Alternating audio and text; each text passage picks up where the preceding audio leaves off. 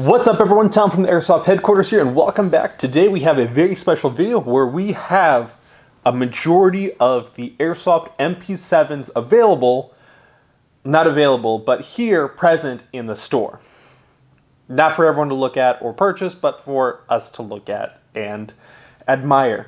So, taking this opportunity to its fullest, I thought that let's just make a video and let's just cement it in internet history as far as looking back a little bit further at some of the options that were available for MP7s previously on the market, and then comparing that pretty broadly compared to what is currently available on the market in this order. So starting off, we are all familiar with the Tokyo Marui Mp7. So for Mp7 specifically, there are 5 by my count. There's a Tokyo Marui Gas Blowback, which I currently don't have at this table, so that is the only one that is missing, and that is an Mp7 that's Gas Blowback from Tokyo Marui. What I do have is the Tokyo Marui AEG, but it has been converted to HPA with the Bingo Airsoft HPA conversion. And I have that guy right here. Now the Tokyo Marui Mp7 has been available for the longest time on the market for airsofters. It has been, at least, very popular for airsofters. And as you can see, this one has been very well loved, has been taken care of, and has a generous amount of upgrades and accessories. And you can even see that there have been some internal upgrades as well. Now, a lot of people would go with this guy because currently this is one of the only Mp7s that is going to be available for a direct HPA engine installation. What that means is they can take a Polar Star jack, and if my knowledge is correct, that is currently the only HPA engine that someone can take and drop into one of the Tokyo Marui AEGs. And also to my knowledge, these are no longer in production, so there is a limited batch of them. But that does allow you to have great, consistent performance from an HPA source through an iconic and ergonomic submachine gun platform. Now the reason that these are no longer being produced is because, and again, to my knowledge, these are no longer being produced because all of the internals are going to be a lower velocity spec. So they are going to be for the European and Asian market at the sub 300 feet per second, the sub 300 feet per second market, or sub 1 joule market. So these are a great option for anyone if you can still get your hands on them for an HPA system. So these are a direct route. And what's cool is they do have multiple magazines. So there is the stock one, which is the extended magazine, but there is also an option for a discrete lower profile one. This is currently one of the only MP7s that has an option for a short PDW magazine. I don't even think the gas blowbacks that I have here have the option of a flat low profile magazine. So for anyone that wants a little bit more lower profile, a discrete, streamlined platform, this is certainly a option, while also giving some excellent performance when it comes to an HPA driven system. And you can see that again, this one has quite a bit of love and has been taken care of, and its owner does enjoy it quite a bit. Next up on the docket is going to be the KWA Mp7. This one is the gas blowback variant. So this one is, we're gonna pull it stock out, gas blowback. So that bolt does cycle. It only goes back just a little bit there. So not a whole lot of length of travel with that folding grip that is integrated there. That is a standard on the Mp7s, but there is the Navy variant, such as this guy here, that has just a Picatinny for the bottom section. So a lot of people enjoy the Mp7 for having the folding stock and being a vert grip that can be utilized.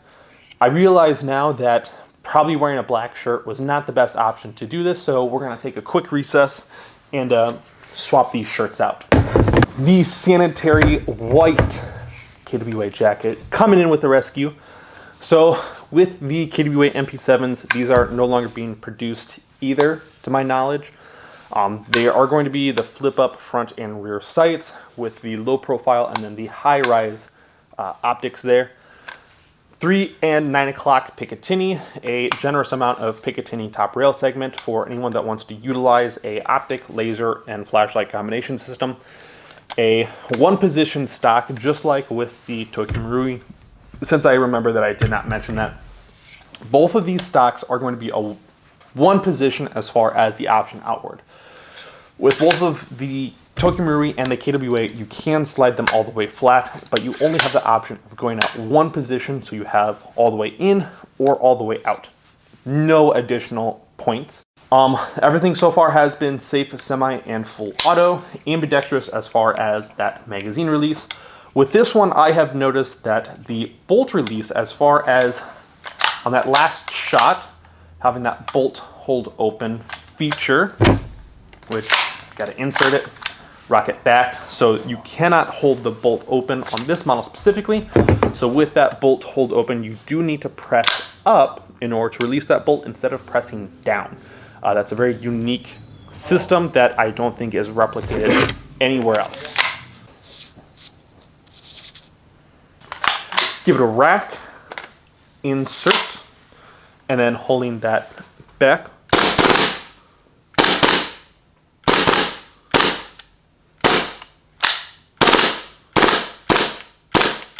One of the things that I did notice with this in testing it and shooting it is that it does have quite a bit of gas coming out from the charging handle here and blowing up into your face. So for anyone that is not utilizing full seal eye protection or not eye protection at all, if you're just shooting in the background here or in your backyard, you can get some gas inside of that eyeball and cause some issues as far as fitment and stuff. Or not fitment, but just getting gas into your eyes, which is not fun. And that's what we have for the KWA Mp7 Gas Blowback. Next is the Vfc Gas Blowback. With the VFC, this one has a little bit larger of a size profile compared to the Tokyo Marui and the KWA, which both have had the same sizing, which is a little bit smaller. In relation to that, the VFC is a little bit longer, as well as a little bit longer. And it doesn't help that I have it flipped around. So up front there is the KWA, and back behind it is the VFC Gas Blowback. And then maybe you can see on the grips, excuse me, you wanna work with me? You may be able to notice that the Vfc Mp7 is just slightly longer than the KWA Mp7. So the VFC one I like just because it is a little bit thicker. It has a couple more slots as far as rail systems. It's a little bit beefier, feels a little bit better in the hand, more like a submachine gun and not so much a larger pistol. The polymer, I will say, is a little bit thinner compared to that of the KWA. And the Tokyo Marui is by far the thinnest polymer thus far. This is still a gas blowback, but it retains a 4-position stock. So it has all the way in, 1 position, 2 position, and then 3 position. Actually, I did that backwards. So all the way in, 1, 2, and 3 as far as the stock position. It's a gas blowback. The charging handle does go back a little bit further, which is nicer, since I know that a lot of those gun-hungry guys like to do those super cool guy charging animations as far as bam, bam, bam, bam. Chamber checking that shit. Or whatever they like to do. So when it comes to the VFC Gas Blowback, when the last shot is fired, that bolt hold open does work, and the switch as far as the bolt release, you do press down in order to engage it. So very nice that it is accurate as far as hitting that bolt release downwards. Again, Picatinny on the 3, 6, and 9 o'clock position. This one is missing that Picatinny on the left-hand side here, but I do promise that it does come with it. Normally, this one's just missing it for whatever reason, for whatever secondhand reason. Ambidextrous magazine release. You only have the option of the full-size magazine and flip up front and rear sights, a little bit longer at the top Picatinny rail segment. And then when it comes to the actual gas system,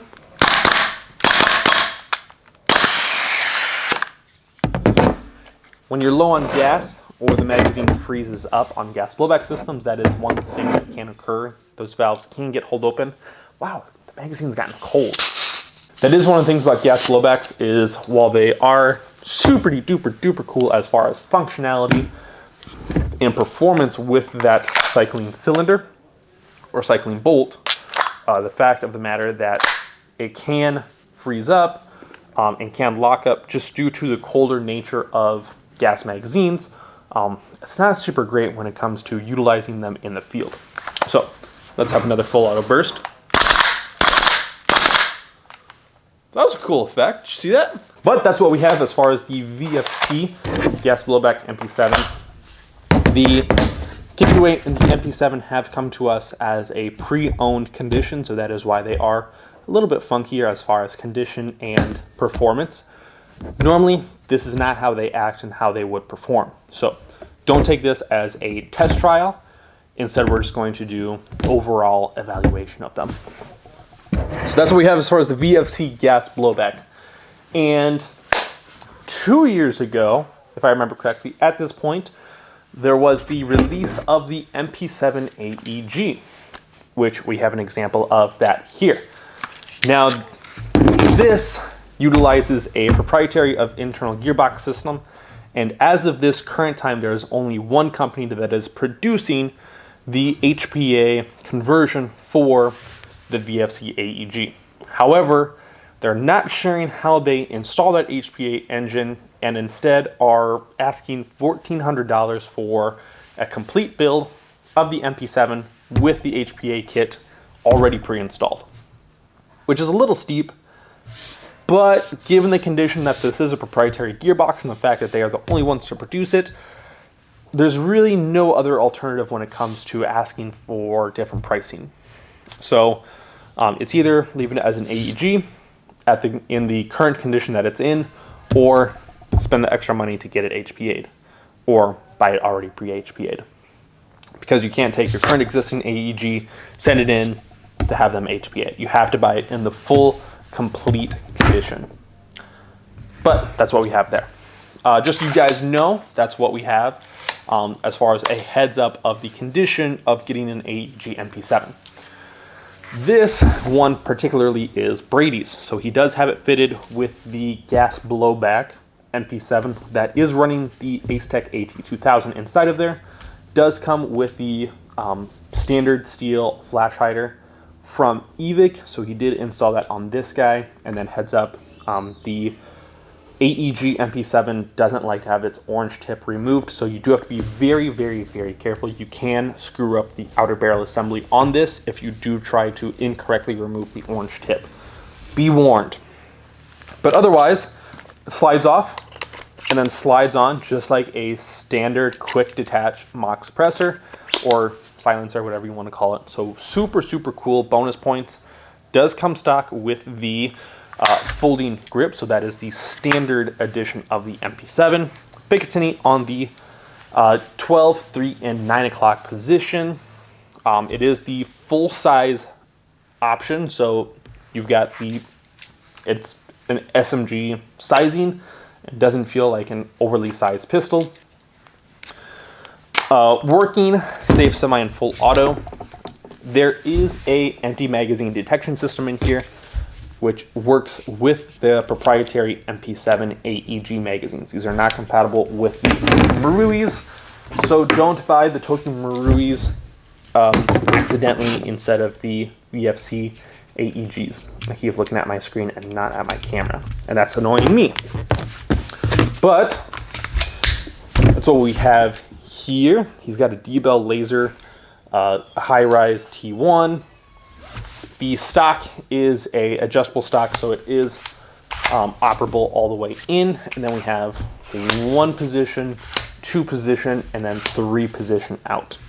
So all the way out. I personally like the Mp7 stocks all the way out. I think that offers me a good bit of length and control as far as where that barrel is pointing. All the way in, it's just for storage in my opinion. But all the first position out still works and it's still operable. My personal favorite is all the way out. I think that's a good spot. So I've already test fired the KWA, test fired the VFC Gas Blowback. So let's battery up the AEG. The battery compartment is up here in the very front of the receiver. I currently don't have the battery that is going to be small enough, so what we're going to do is just plug this in and pretend that it is all the way in. So we're not going to put the front cap back on, but we are going to put that mock suppressor on there so you can hear what it could be performing with. And then we have and then if I don't have that bolt release down, it's not going to fire. See?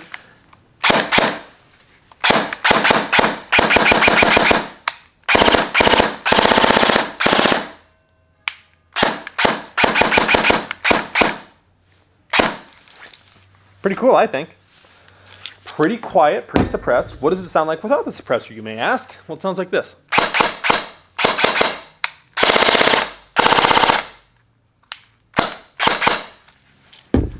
Still fairly quiet in my personal opinion. We put the, because that does have the follower, we do got to make sure that we don't crack that for Brady. And then slide that in. Hooah! And then empty magazine detection, so it's not going to fire. I think even with it all the way down. Yeah. So once that magazine's in there, it will not work even with that bolt pulled down. But now it will. So pretty cool feature. Certainly not the best. It can confuse people, and it has confused people here in the store when it comes to people that have purchased these. So I'm happy that we do have the knowledge base to inform people as to that their gun is not broken, but they just need to load their magazines up or not dry fire it with the magazines in there. So that is what we have for 4 out of the 5 MP7s. I know that there is the WeTech SMC8, not the SMC9, but the SMG8 or SM8, whatever the variant is. Because it's not technically an MP7, it's an MP7 clone. It's not considered a part of the MP7 selection here. But this is what we have as far as the licensed MP7s thus far. 4 out of the 5 of them, which for all of them to be gathered here at once is really, really, really good. And I'll take my odds for what they're worth. And hopefully this was educational for you guys. Hopefully this answers some questions or at least entertained you in a little bit. I thought it was cool. Got to actually go over everything, shoot them a little bit, except for the Tokyo Marui. We're going to try to preserve that as far as long as possible. And then hopefully I can give you guys some good B-roll in order to look at, in order to get a closer look at. And that's what we have here. If you guys do have any further questions, put them down into the comment section below. I'll do my very best to answer each and every one of those. And then we're all done here. So you guys take care, stay safe, stay positive, and I'll see you in the next one. Take care.